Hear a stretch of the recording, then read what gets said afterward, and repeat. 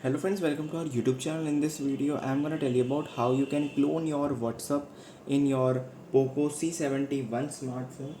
So can I just clone this WhatsApp? So let's check in this video. Before watching this video, if you have not subscribed to our YouTube channel, then subscribe to it and like our video. So let's start, friends. First, you have to just tap on the settings.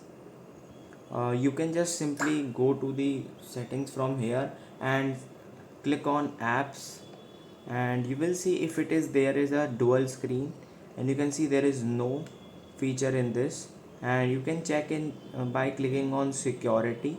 So you can see you can't clone your WhatsApp. You can just clone your WhatsApp by using third party app. Just here you have to write clone app, clone, just right here clone app, and you can just download any app, clone app, so it will clone the WhatsApp. I hope you like this video. If you like this video, then subscribe to our YouTube channel for more helpful tips and tricks videos. See you next time.